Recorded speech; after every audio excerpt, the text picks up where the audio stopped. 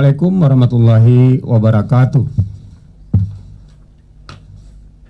Studio Serambi FM 9020 MHz.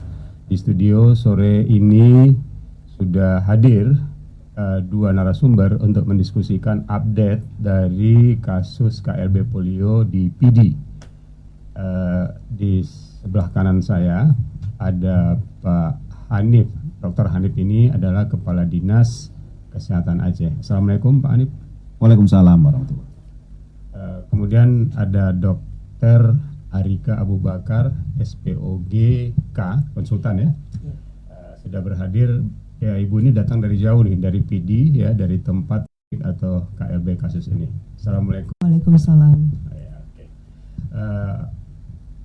Pendengar dan pemirsa sekalian, sebagaimana kita tahu persis hari Jumat yang lalu, ya, hari ini sudah satu minggu, kita dikagetkan oleh sebuah kabar di mana ada deklarasi lokal yang disampaikan oleh PJ Bupati PD yang menyatakan bahwa di PD tanpa menyebut nama desa di salah satu kecamatan namanya Mane ditemukan satu kasus, satu anak, ya kita sebut saja karena dia laki-laki, kita sebut aja namanya Agam lah ya, nanti dalam pembicaraan kita Agam tanpa menyebut identitasnya, umurnya 7 tahun, tiba-tiba didapati positif polio, ya, dengan ada keluhan-keluhan sebelumnya, nanti detailnya nanti akan disampaikan oleh Ibu Arika.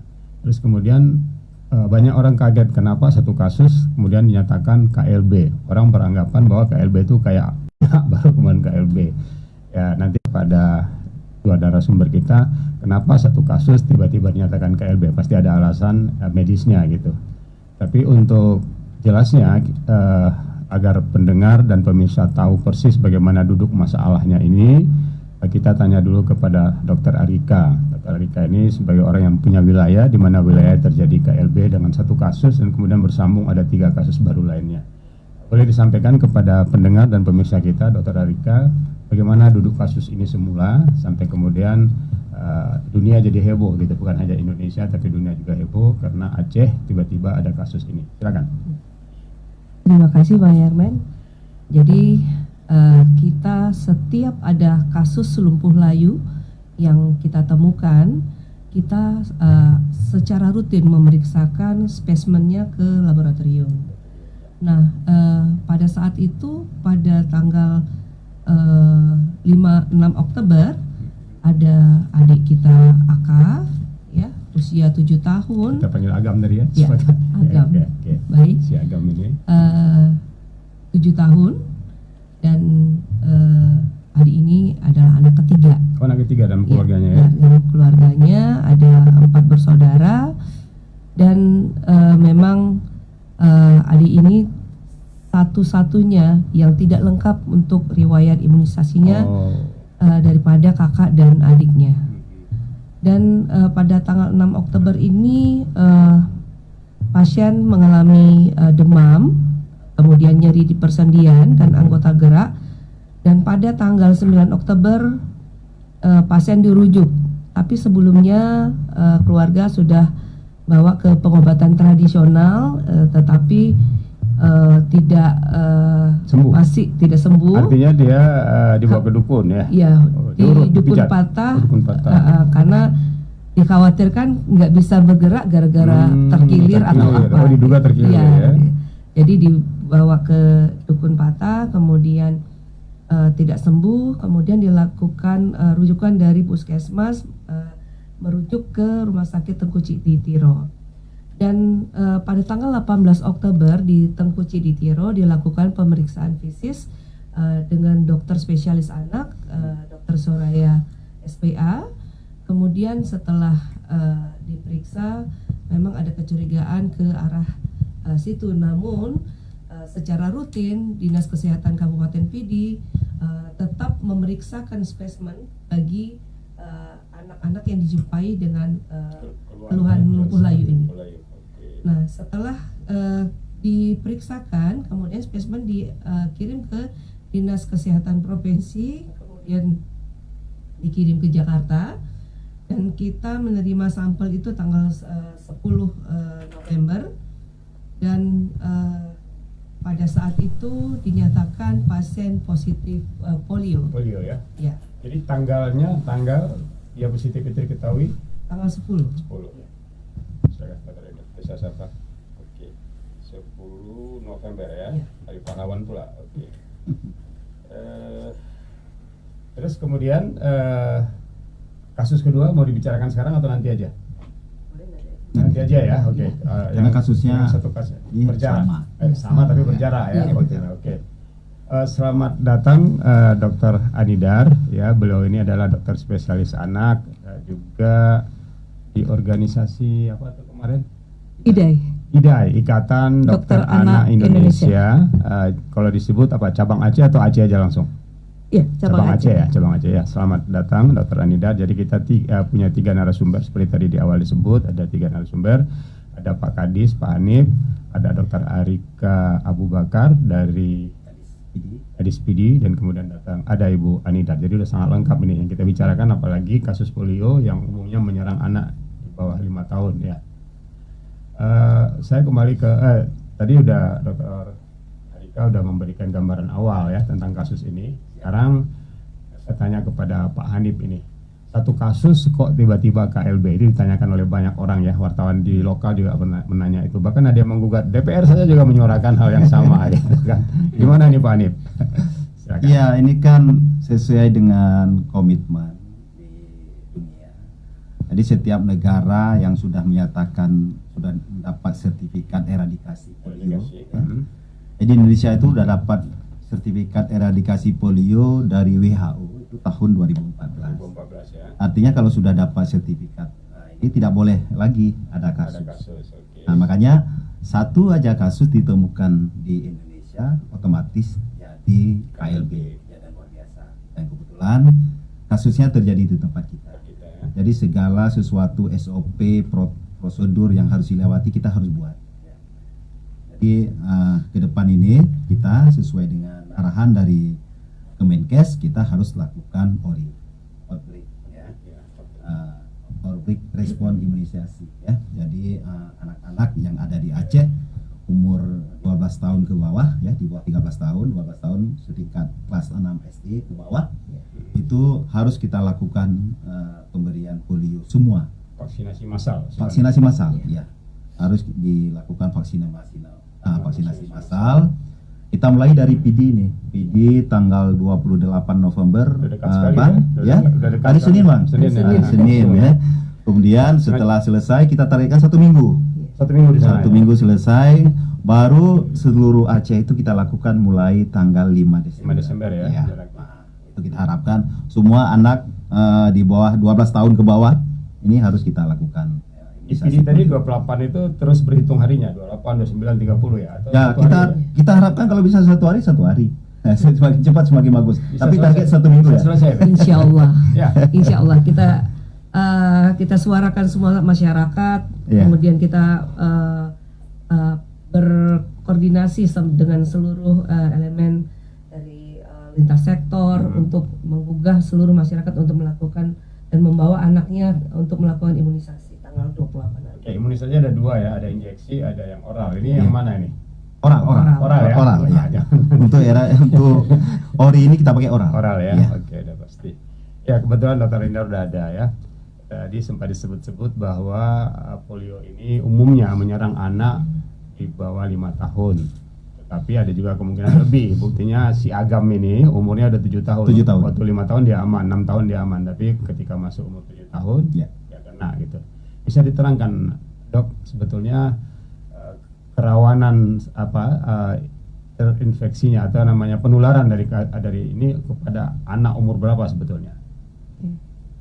Baik, terima kasih dulu pada Pak Saya Yarmen. Pak Harmen. Yarmen. Terus Pak salam Hanif. kenal Bu Arika. Erika, Bapak Kepala Dinas. Jadi untuk polio ini adalah suatu penyakit yang disebabkan oleh virus polio. Dan seperti telah disampaikan oleh Bapak Kepala Dinas tadi bahwa sebenarnya polio ini kan sudah hilang, Ya, eradikasi ya. eradikasi di kita. Nah, kok tiba-tiba muncul, makanya jadi heboh dan Langsung dikategorikan KLB. ya KLB ya, karena ini menyangkut dunia, Pak Ahmad. Jadi apa itu polio? Yang seperti tadi karena virus polio ya, umumnya dia menyerang anak-anak di bawah 15 tahun. Oh, di bawah 15 ternyata Iya. ya, di bawah 15 tahun. Oke. Jadi kalau dikatakan di dalam teori itu hampir 70% itu di bawah 10 tahun. Jadi si adik Aizil ini adalah dia umurnya 7 tahun. Betul. Ya. Dan dikatakan juga itu di bawah 10%, 10% itu anak di bawah 2 tahun. Jadi yang paling banyak frekuensinya itu adalah anak di bawah 10 tahun. Di bawah 10 tahun ya. Oke. Dengan kondisi anak di bawah 10 tahun itu istilahnya apa ya? Kesadaran mereka atas kemungkinan itu menular ke tempat lain kan mungkin tidak seperti orang dewasa ya yang menjaganya. Itu bagaimana faktor risikonya, karena umumnya yang diserangnya adalah anak-anak, dan anak-anak itu bergaul mandi di sungai yang sama, main bola atau segala macam ya, tukaran makanan juga kadang-kadang. Bagaimana itu kondisinya itu kira-kira? Terima kasih Pak Armin. Jadi ini penularannya sebenarnya melalui feses atau tinja, dan sangat tergantung kebersihan dan tinjanya di mana. Nah sebenarnya kalau tinjanya, pembuangan tinjanya itu di jamban atau WC, nah itu sebenarnya aman sih, Pak Armin.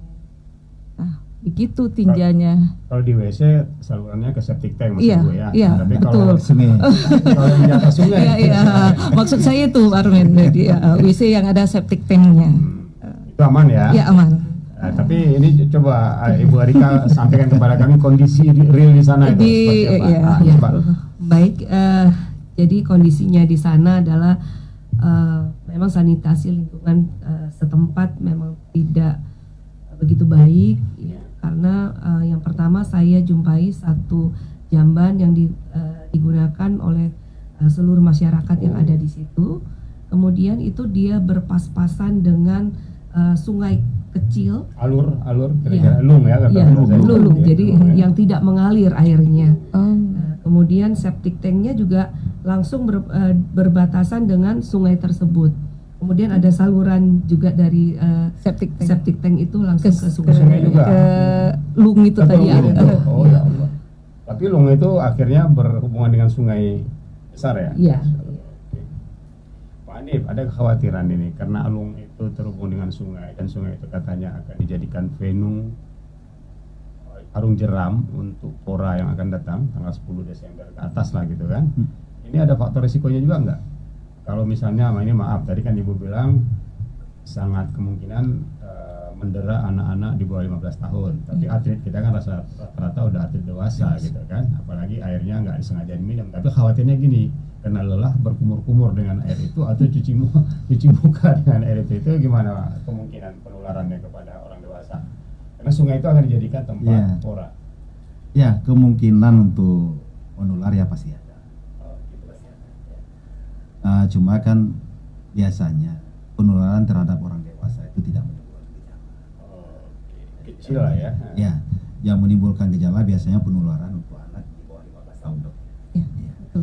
Tapi tetap kita harus ada upaya paling tidak minimalisir pembuangan kotoran atau tinja ini, ya. Sedapat mungkin kita upayakan masyarakat kita tidak lagi lah membuang kotoran di sungai ya. Apalagi di sana kalau saya lihat bukan hanya di sungai Pak. Jadi di sana kondisi kontur ini berbukit-bukit. Bisa jadi kalau orang mau ke sungai itu jauh, justru nggak sampai ke sungai Bang biasanya. Di lembah-lembah itu. Ya, hutannya banyak, kemudian alur-alur kecil air-air itu banyak ya. Saya menduga masyarakat di situ tidak hanya di sungai, di kebun-kebun atau di hutan-hutan juga banyak digunakan Semak-semak lah, semak-semak ya untuk buang hajat. Hajat, ya. Mungkin seperti itu. Itu yang kita sebut sebagai BAB sembarangan. Terbang. Iya. Ya, di terbang. Ya. Dan semakin dia terpencar semakin luas Ya, kemungkinan. ya, inilah yang Sebenarnya. harus kita semua upayakan supaya masyarakat harus buang air besar itu di jamban. Bagusnya jamban keluarga, jangan jamban umum, karena kita melihat juga di sana tuh jamban umum yang digunakan kotor sekali. Jadi kalau jamban umum Bang itu rata-rata tidak dibersihkan.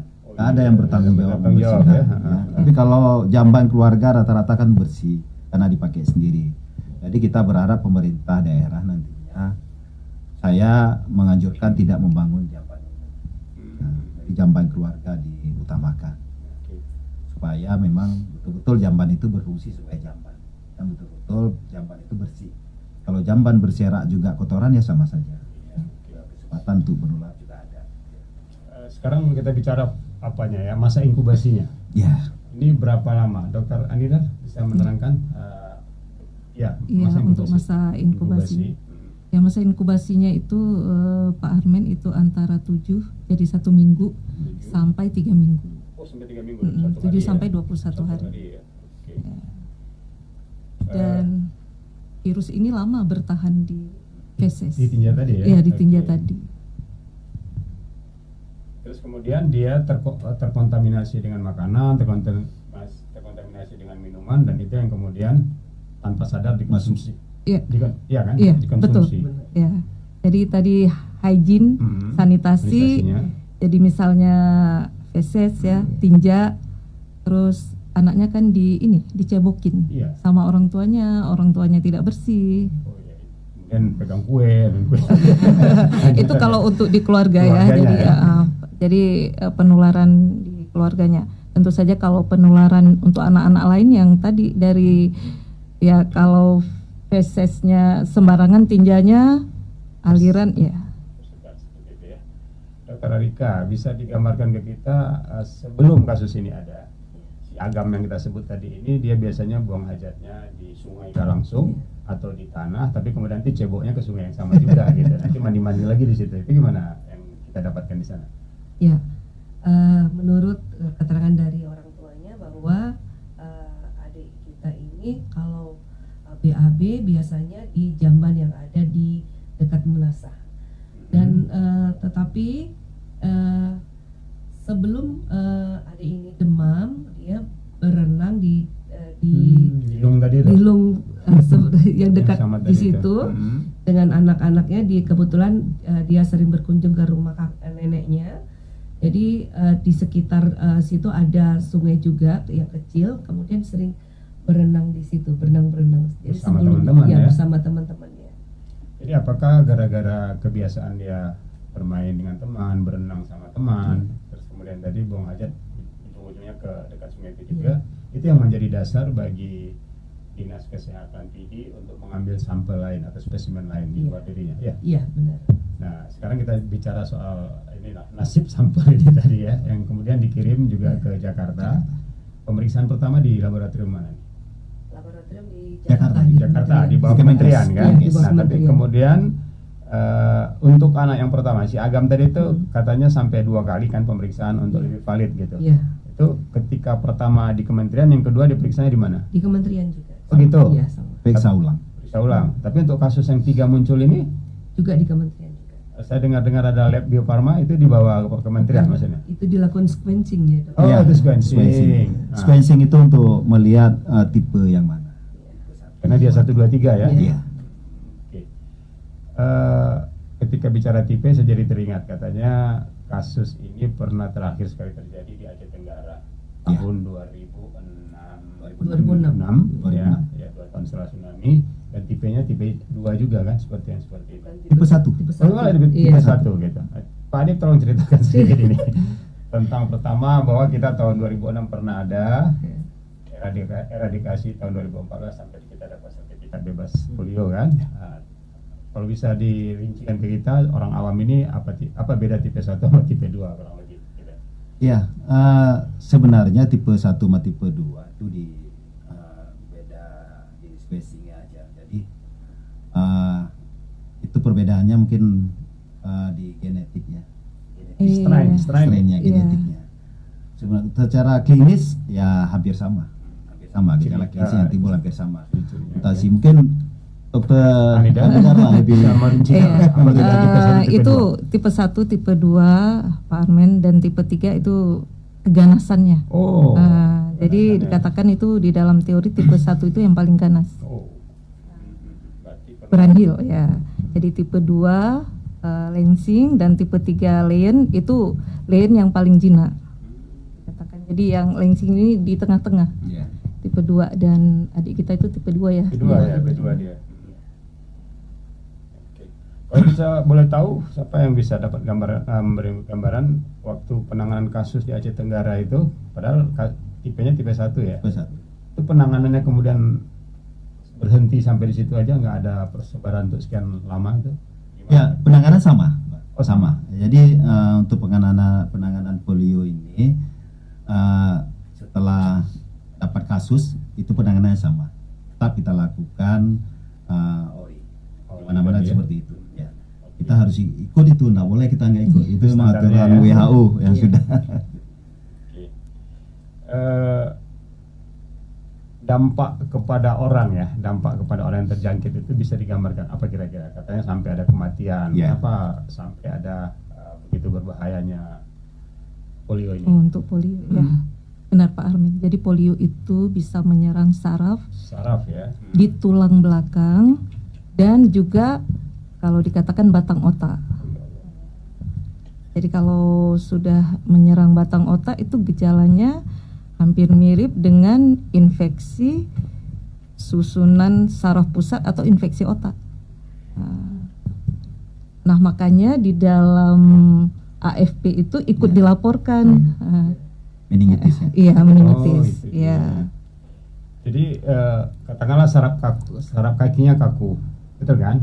Kaku kemudian mengecil dan kadang-kadang jalannya jadi timpang lah gitu kan? Ototnya yang kaku. Itu ototnya ya, otot Iya. tulangnya itu ya.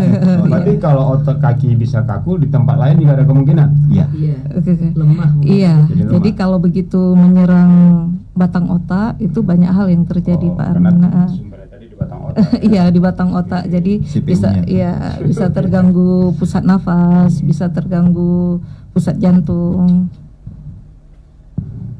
Dan kalau udah terganggu berarti pasiennya tidak sadar. Oh, sampai pingsan-pingsan juga. seperti itu? Bukan pingsan, kalau pingsan Koma. jatuh terus sadar kembali Pak Armin. Tapi kalau tidak sadar itu kesadarannya yang turun itu melambangkan suatu penyakit yang makin turun kesadarannya itu makin berat Pak Armin.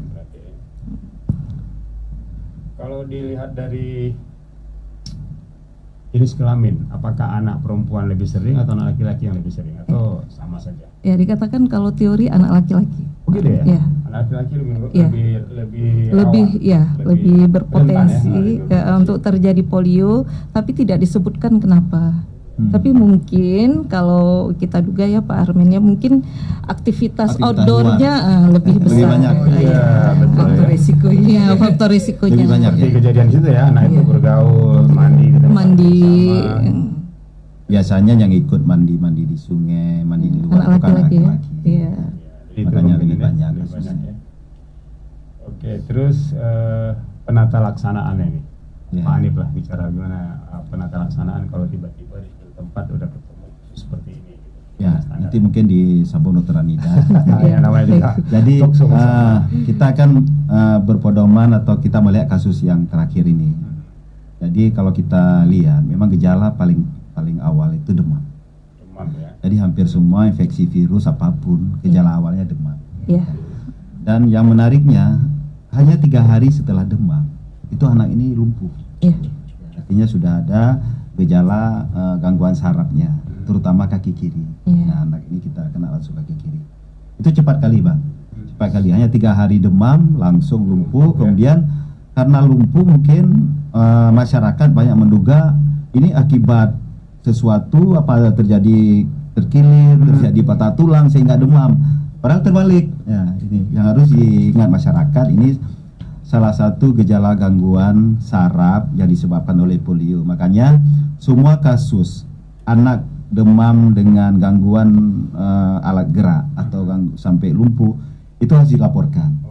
Segera laporkan apakah itu polio atau bukan sampai terbukti ini bukan polio. Makanya kita harap semua puskesmas, tenaga kesehatan, apapun klinik yang menerima pasien anak dengan gejala setelah demam ini lumpuh itu segera dirujuk ke rumah sakit supaya kita nanti di rumah sakit dokter ngambil kotorannya. Bersihkannya. Nah, kalau bisa langsung di puskesmas ambil. Begitu sampai puskesmas, ambil kotorannya, kirim ke Dinas Kesehatan Kabupaten, nanti kabupaten ke provinsi, kami langsung kirim ke Jakarta. Gitu ya. Setelah itu anaknya juga harus segera dirujuk ke rumah sakit. Nggak mungkin ini dirawat di puskesmas. Gejala seperti ini jangan dirawat di puskesmas, sangat berbahaya. Harus segera ditangani oleh dokter spesialis. Nanti apa yang dilakukan dokter spesialis ini silakan dokter Anida. Iya, Silakan, Pak. iya, betul Pak Kadis ya, Bapak Kepala Dinas ya. Dan kalau lumpuh itu memang tidak bisa dirawat oleh puskesmas. Jadi itu harus dirujuk minimal ke rumah sakit kabupaten. Ya. Jangan tipe A semua Pak Nggak Kadis. mungkin, Ya. tipe C dulu atau tipe B. Iya. Sesuai dengan kondisi yang ada. Iya. Ya. Jadi hampir pasti ya permanen ya kelumpuhannya itu ya. Ya, untuk polio Polio itu permanen. iya, Permanen ya. Dikatakan permanen, walaupun sebenarnya ada jurnal yang mengatakan 15% tidak menjadi permanen ya. Artinya dia tetap stabil, tapi ada juga yang mengatakan bahwa itu bisa bertambah berat. Otomatis ya kalau orang-orang seperti Progresif. ini, orang yang kena polio kan dia harus mengukur cita-citanya menjadi tentara, Iya, menjadi betul. polisi, pilot gitu ya. Betul. Guru, dosen gitu. Ya. Kebetulan ada ideal ini cita-citanya jadi polisi, Pak. Oh ya, ada cita-cita polisi. Ya Allah. Ya, kalau kita lihat memang Aizil ini kan ringan, nggak terlalu berat. Iya. Tetapi karena permanennya ini, Ada telepon ya. Sepertinya belum buka ya, udah nggak apa-apa. Silakan. Silakan. Assalamualaikum. Waalaikumsalam. Ya, dari mana Bu? Silakan ajukan pertanyaan. Ada 3 narasumber kita di sini. Ada Dr. Anindar, ada Pak Hanif, Kadis, dan ada Ibu Arika, Kadis dari ID. Baik. Silakan. Ya. Ya. Saya sebelumnya Vira dari Ulekaring ingin bertanya Kira, oke. terkait dengan polio ini. Jadi tadi udah dijelasin kalau misalkan salah satu penyebabnya itu sanitasi yang buruk sama septic tank tadi ya. Ya, itu satu paket itu sanitasi yang buruk gitu. Ya, tapi Jadi, penularannya tadi dari tinja katanya. Jadi bisa dijelaskan apakah polio ini bisa ditularkan kepada orang tuanya. Jadi kan secara tidak langsung orang tuanya merawat si anak dan oke. juga di rumah itu kan ada Adik-adiknya, anak-anak yang lain kakaknya. pastinya, ada adiknya atau ada kakaknya. Apakah berpotensi tertular juga seperti itu? Terima kasih. Wassalamualaikum warahmatullahi wabarakatuh. Salam, terima kasih Ibu Vira dari Ulekaring. Ibu Anindar nih nampaknya. Iya. Silakan. Terima kasih Pak Armen, terima kasih Ibu Vira yang udah menanyakan. Ya, itu juga yang kita pikirkan bahwa penularan di rumahnya sendiri ya. Tentu saja kita tidak berharap bahwa setelah Adi Aidil terjadi lagi ke keluarganya yang lain. Nah, itu tadi mungkin sanitasinya, terus hygiene-nya yang perlu kita ajarkan atau kita edukasikan kepada orang tuanya. Dan sebenarnya penyakit ini kalau dia hygiene-nya bagus ya, artinya setelah buang tinja itu harus pakai sabun. Nah, alhamdulillah tuh aman. Dan sebenarnya juga kalau kamar mandinya itu terkena udara, artinya sinar matahari ya, ultraviolet itu kumannya juga mati ya? Pak Armin ya. Kuman mati karena sinar matahari. Iya.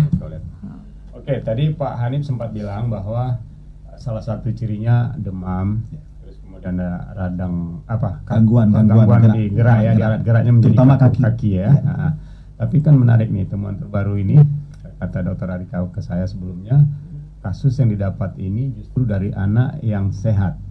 Tidak ada ciri-ciri sedikit pun sakit, tapi kan karena dia bergaul sama si Agam nih tadi, si Aikil tadi, maka dicurigai, akhirnya ternyata benar gitu. Ini gimana ceritanya? Yang satu harus ada indikasi, ciri-ciri atau ya, sementara yang satu itu ternyata anaknya sehat. Sebenarnya untuk tambahan kasus 3 kasus tadi, memang untuk rumahnya itu tidak begitu jauh dari rumah yang pertama, kasus pertama. Ada kurang lebih 1 orang itu 500 meter jaraknya. Namun mereka tidak punya gejala memang, karena memang mereka diambil oleh tim kami untuk sampel yang sehat. Oh, Jadi ada 21 21 anak anak. yang sampel yang didapatkan dari anak yang sehat, diambil kemudian dikirim ke Jakarta, kemudian baru ditemukan kasusnya positif. Jadi kita tidak tahu apa mereka bermain atau tidak, yang pasti memang mereka buang air besar di tempat yang sama dan sumber air mereka itu dari tempat tersebut. Sebetulnya kalau orang sehat diperiksa dan kemudian ternyata positif, itu sebetulnya makin lebih berbahaya ya, karena anak sehat ini kan mobilitasnya lebih tinggi daripada orang sakit ya. Kalau yang tadi kakinya udah timpang, udah susah jalan, tapi yang sehat ini kan main bola, futsal, kemana-mana dia manjat segala macam. Jadi tetap ya lebih beresiko sebetulnya ketika anak sehat didapatkan temuannya positif gitu, karena faktor mobilitasnya. Tadi saya sempat berdiskusi dengan Prof. Irawan tadi, Prof. Irawan tadi, menurut Prof. Irawan ini memang kita harus berarti ini sudah bersirkulasi yang jelas. Oh, Yang jelas seperti itu. Lokal ya masih ya. Dan ini menurut Prof. Irawan bahwa ini harus dilakukan pemantauan gitu. Jangan takutnya nanti tiba-tiba ada menimbulkan gejala kita tidak pantau dan berakibat buruk. Jadi benar-benar karena memang kalau terus kita lakukan tindakan seperti adik kita yang kasus pertama tadi, ya mudah-mudahan tidak sampai memburuk kondisinya. Namun masih ada gejala sisanya. Mungkin bisa saya tambahkan Pak Armin ya.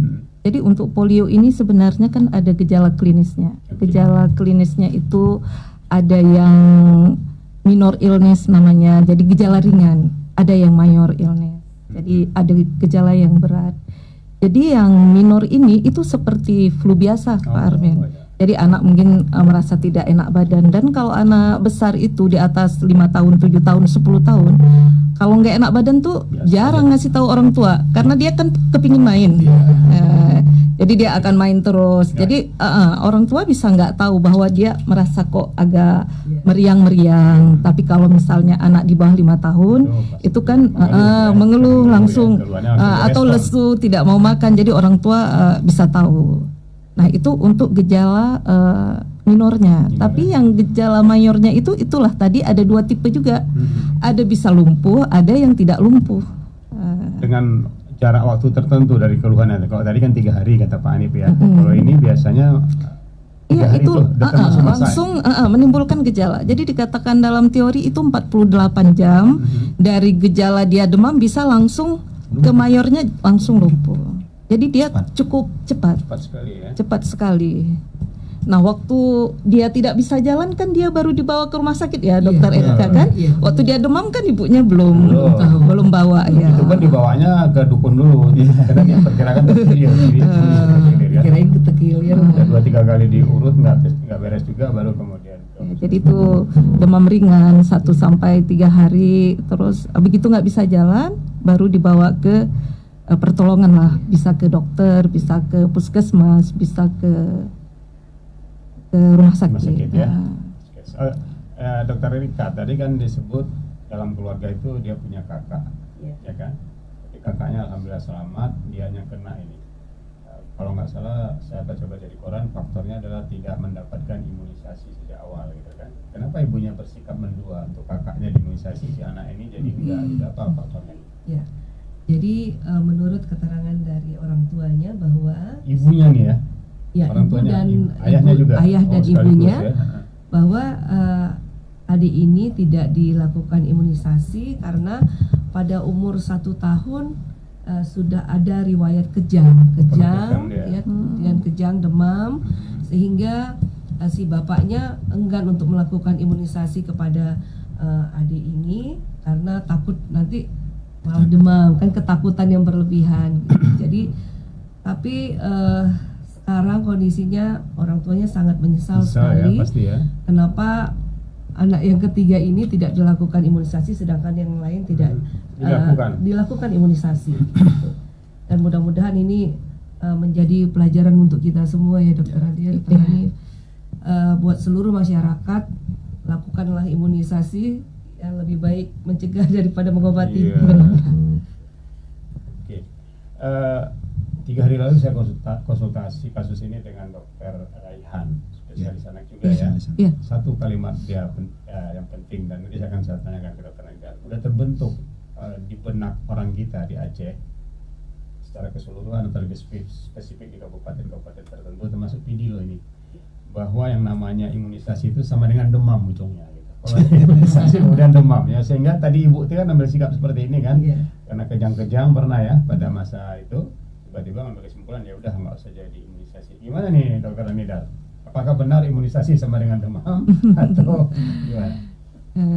Ya sebenarnya ada yang imunisasi yang bisa menyebabkan demam ya.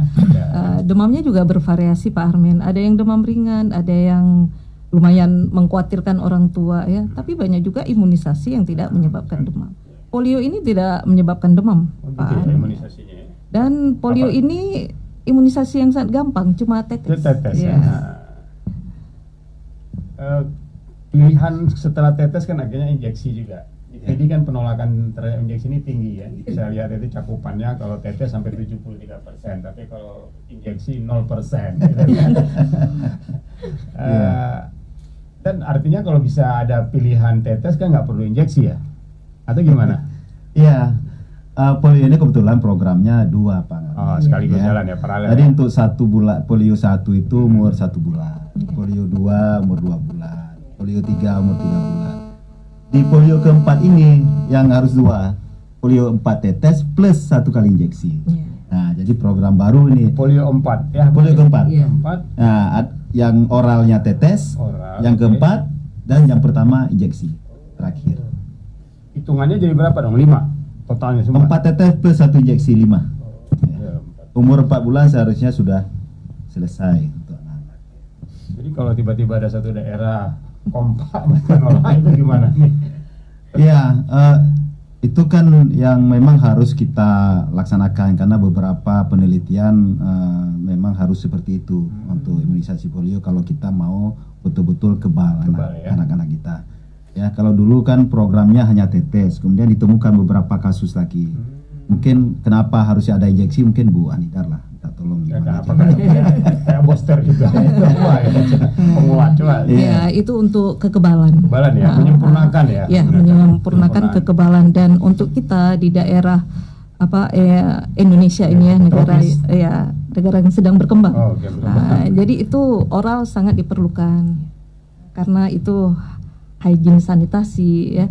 Jadi yang oral itu membuat kekebalan tuh di dalam usus. Ya. Oh, dalam usus. Ya, dan nanti dengan injeksi kita akan memperoleh kekebalan secara humoral. Gitu. Ya, Sampel antibody. iya. Iya. Ha-ha. Jadi tetap saja injeksi ini penting ya kalau Penting, diadain, kan? penting. Dan itu kan tahun berapa ya Pak Anif? Baru dicanangkan baru. yang injeksi. Ya, Oh, baru tuh. baru 2 tahun.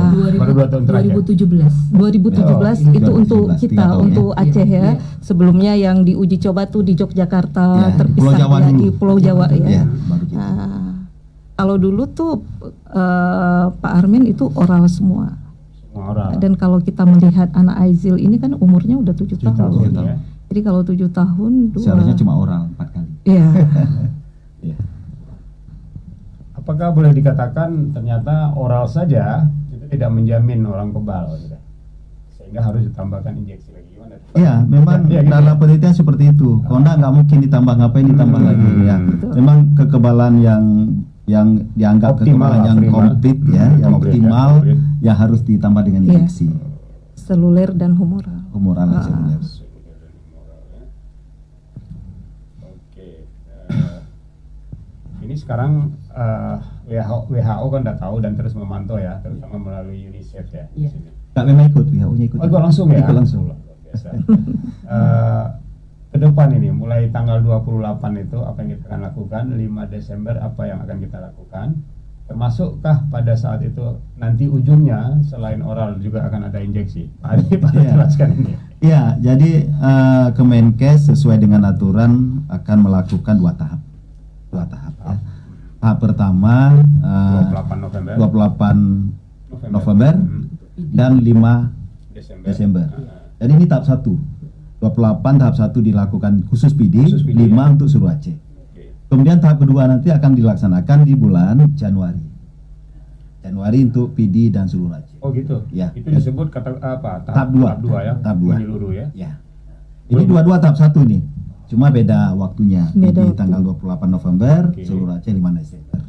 Januarinya belum ada tanggal ya. Januari kemungkinan sama. Tanggal 5. 28 juga. Oh, Januari tanggal 5.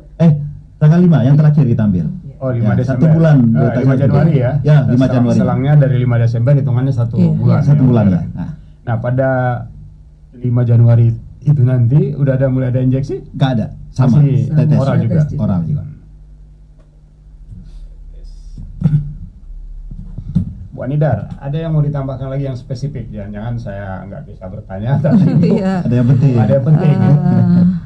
Iya, karena kan polio ini memang apa namanya, kalau dulu kita udah, ini kita termasuk shock lah ya. Ya, Begitu itu mendengar, dikabarkan ya. loh kok ada kasus Ada ya? lagi Apa ya?" benar apa enggak ya? Hmm. Benar dan tidak. Jadi kita begitu dengar apa betul atau tidak ya.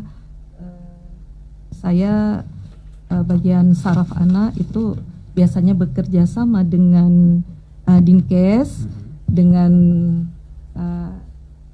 Dinkes. Jadi ini bertanya-tanya Juga, nih apa betul atau tidak untuk polio ini sebelumnya. Karena nanti kalau kita menginfokan yang tidak benar jadi heboh. Heboh, ya. Iya. Oke. Kalau yang lain kan nggak benar sedikit infonya, ya udah bisa diredam. Ini soalnya dunia jadi Dunia akan memantau heboh. ya. Iya. Jadi saya sempat nanya sama stafnya Pak Anif. Pak Hanif, Kiki. Iya, yang Surveillance kita. ya, Keren, ya. yang sudah berhubungan mungkin berapa tahun ya dari Iya. saya pulang kemari. Rutin lah dengan rumah sakit. Ya, dengan rumah sakit. Bukan Karena hanya polio termasuk yang lain. iya, tetapi lebih yang intent dengan saya tuh polio. Polio, ya. Iya. Pak Hanif. Jadi itu saya tanya benar, iya betul tuh dok. Nah, jadilah kita sebenarnya itu punya ya yang namanya akut flaccid paralysis itu surveillance. Jadi dari daerah sampai ke pusat. Nah, selalu kita diingatkan bahwa kita selalu mencari kasus-kasus yang kelemahan kedua tungkai tersebut untuk dilaporkan. Dan saya sendiri di Rumah Sakit Zainal Abidin itu aktif melaporkan kepada Kiki, Oh, yang ke dinas. staf. Ke dinas. Ya, nah, yang perlu kita perhatikan bahwa polio ini dia adalah spesifiknya Pak Armin itu ya, banyak yang lumpuh ya. Iya. Dia hanya menyerang sebelah kaki. Oh, jarang ada 2. Jarang. Belum pernah dilaporkan malah ya. Jadi khasnya itu untuk membedakan bahwa akibat lumpuh yang lain, karena yang menyebabkan lumpuh tuh banyak Pak Armin. Yang menyebabkan lumpuh kalau pada anak tuh stroke juga bisa, Ischemia. ya meningitis juga bisa, Guillain-Barré syndrome juga bisa ya. Jadi banyak. Jadi Tapi polio ini khas sebelah kaki. iya, Boleh sebelah kiri, boleh kaki. kanan ya. Iya, boleh kiri, boleh kanan. Dan kalau itu terjadi sebelah kaki, makanya kita periksanya betul lagi apa betul nih sebelah, karena takut itu tadi diagnosisnya polio. Oh. Nah, tapi untuk saat ini karena kita sudah positif, seperti tadi kata Pak Hanif, ya. Mungkin nih ada teman-teman dokter juga yang mendengarkan ya. Jadi semua yang tidak bisa jalan itu pikirkanlah dulu polio sebelum kita membuktikan bukan polio. Oh, lebih bagus diasumsikan Iya, seperti itu ya, iya. supaya perlakuannya perlakuan standar Iya, polio ya. karena itu nanti kita akan kirim feses membuktikan ya atau tidak. Mungkin itu yang bisa saya sampaikan Pak Arman Penting pada sekali, kesempatan hari ini. Oke. Pada dasarnya polio ini bisa disembuhkan apa enggak? Ada obatnya enggak? Iya, tidak ada obatnya. Tidak ada obatnya. Ya. Jadi kita kenapa dirawat di rumah sakit itu istilah kedokterannya suportif ya. Jadi apa dia yang kurang? Jadi artinya kalau saat itu orang tuanya shock juga termasuk kita edukasi dan terus kalau anaknya masih nyeri kakinya diberikan anti nyeri, tapi tidak ada pengobatan yang spesifik untuk polio ini ya, yang khusus Pak Armin. Oke. Apa yang dapat dilakukan untuk mencegah polio? Ini penting kan? Iya, sangat penting. Sangat penting. Ya, ada dua Pak Erwin yang bisa dilakukan. Yang pertama, lengkapkan imunisasi Oh, untuk anak. itu dia, lengkap imunisasi. Kemudian jaga lingkungan yang bersih. Ya. Itu dua, hanya dua itu. Kalau itu betul-betul kita lakukan, insya Allah polio akan jauh dari daerah. Oke. Berarti sambil imunisasi, kampanye untuk jaga lingkungan atau Wajib. sanitasi juga Ya. kita akan gencarkan ya dalam Ya. masa-masa ini. Jadi imunisasi itu kita hilangkan dulu virus yang ada dalam perutnya. Nah, kemudian untuk ke depan, kalaupun masih ada, jaga sanitasi yang bersih, buang air besar di toilet, di jamban yang punya septic tanknya. Jadi dia sudah terisolir, tidak akan menularkan ke orang lain. Ya. Kayaknya waktu kita udah hampir berakhir nih ya. Sekarang 5:25.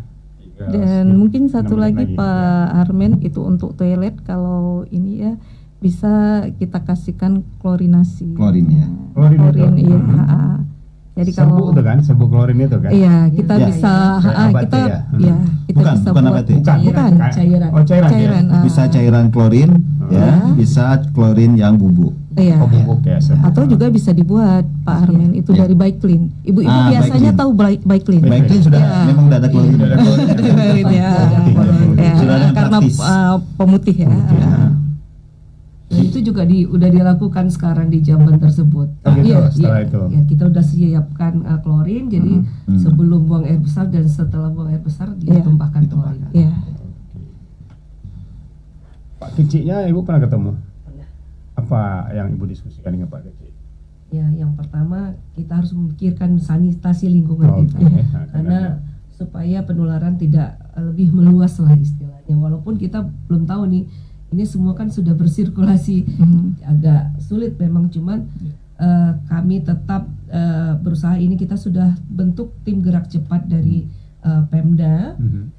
Bersama-sama dengan lintas sektor kita bekerja sama bagaimana memikirkan untuk yang pertama pencegahan dengan imunisasi bersama, kemudian yang kedua adalah untuk tata laksanaan untuk perbaikan sanitasi lingkungan setempat. Oke, mantap. Pak Hanif, saya dapat kabar kemarin ada orang WHO dan UNICEF ya bertemu Bapak dan beberapa kadis atau Ibu Arika Semua kadis kadis, ya. dipanggil. Boleh diinformasikan kalau bukan rahasia apa sebetulnya pembicaraan kemarin dengan WHO? Ya, sebenarnya bukan WHO aja. Kita UNICEF. rapat dengan tim Kemenkes, Oh. UNICEF, WHO, kemudian kepala daerah, kadis kesehatan, kemudian juga kadis pendidikan. Ya. Jadi kita bicarakan untuk pelaksanaan ODI ini, Pak Ermen. Jadi persiapan apa yang harus kita lakukan, kapan kita lakukan. Jadi kita harapkan ada dukungan ya semua pihak. Tidak mungkin petugas kesehatan mengumpulkan banyak orang seperti itu.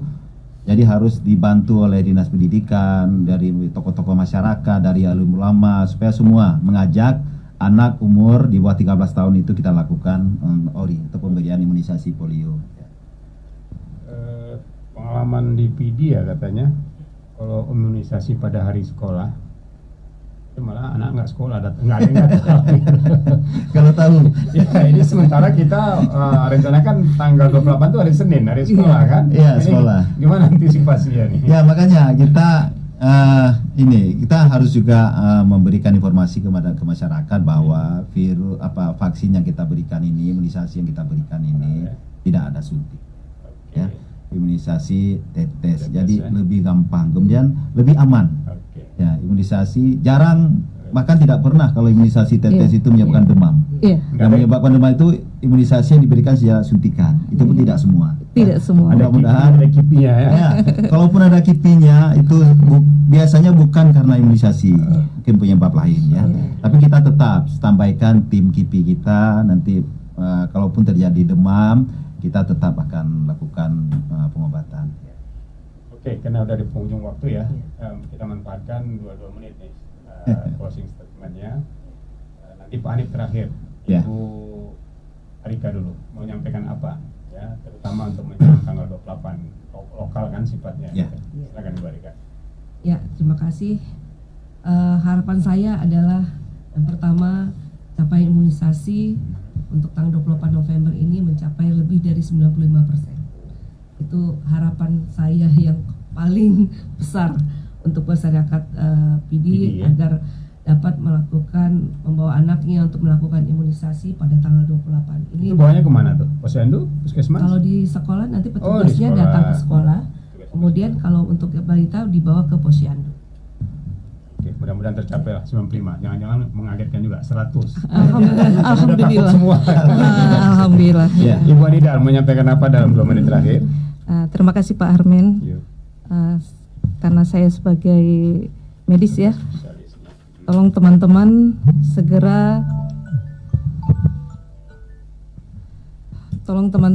segera bawa ke rumah sakit yang terdekat kalau anak tidak bisa jalan. Itu saja Pak Armen. Karena kemungkinan sekali jatuhnya ke polio tadi Iya, ya. betul. Meskipun ada faktor-faktor lain yang Iya. menyebabkan orang lumpuh atau tidak bisa jalan Iya. ya. Oke, terima kasih Dr. Anida. Pak Anip yang terakhir ini mencakup 2 momen tadi ya, 28 dan 28 November dan 5 Desember itu Ya. masuk dalam pesan Bapak. Ya, kami imbau ya kepada seluruh masyarakat. Tidak hanya orang kesehatan ini, tidak hanya petugas kesehatan. Jadi kita harus mengajak semua masyarakat, memberikan edukasi yang benar ke masyarakat bahwa imunisasi polio ini sangat penting, Oke. sangat penting. Kenapa seperti itu? Kita sudah lihat kasusnya, ya. Karena ini akibat dari capaian imunisasi polio kita rendah. Yang rendah ya.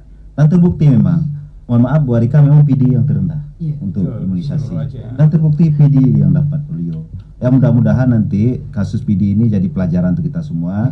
Jadi mari kita lakukan imunisasi untuk anak. Tolong pada tanggal 28 November di PD itu semua anak 13 tahun ke bawah atau 12 tahun sampai 0 kita lakukan imunisasi semua polio, tetes, hanya tetes, tidak ada suntik. Nah, kemudian tanggal 5 untuk seluruh Aceh. Dan mudah-mudahan ini untuk sukses. Target kita 95%. Kalau tidak tercapai diulang. Ya, mudah-mudahan jangan sampai terulang lagi. Jadi cukup sekali tercapai 95%. Saya harap semua masyarakat, semua tokoh masyarakat, pimpinan daerah, pejabat daerah, alim ulama, juga dari himpunan ulama daya, mari kita dukung. Termasuk media ya. Termasuk media memang sangat menentukan Pak.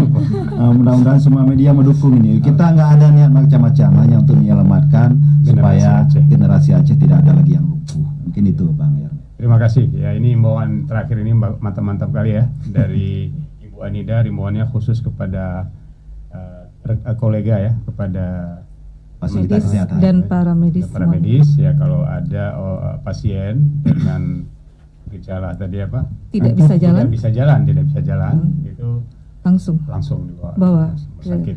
rumah sakit yang terdekat. Anggap aja polio dulu, Anggap terbukti tidak. Bagus seperti itu. Ya. Ya, mudah-mudahan kemudian cakupan di tingkat lokal harapan Ibu Arika 95% bisa tercapai. Harapan Pak Hanif juga untuk lingkup Aceh bisa 95%, dengan asumsi kalau tidak tercapai maka akan diulang. Ya kan? Dan jangan ada yang takut, jangan ada yang curiga karena ini tidak ada injeksi, semuanya melalui tetes ya. Oke, terima kasih para saudara Lon dimanapun Anda berada, barangkali yang sedang nyetir di mobil, dengar radio, di rumah dan segala macam. Kita sudah sampai di penghujung waktu. Mudah-mudahan apa yang menjadi target pemerintah ya, juga target WHO dan UNICEF supaya di Aceh itu dilakukan imunisasi massal polio dengan 2 tahapan. Tahapan pertama dimulai lokal di PD pada tanggal 28 November.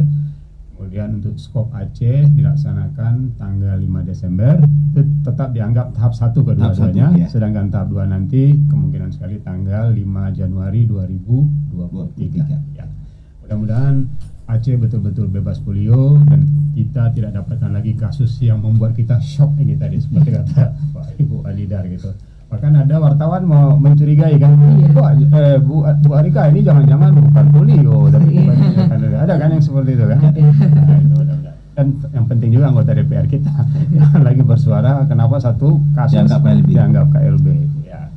Mudah-mudahan Aceh lebih sehat, lebih baik ya, dan lebih maju ke depan dan tanpa ada anak-anak yang mengalami polio. Demikian talkshow kita pada sore ini, semoga bermanfaat. Bila taufiq wal hidayah, wassalamualaikum warahmatullahi wabarakatuh. Waalaikumsalam.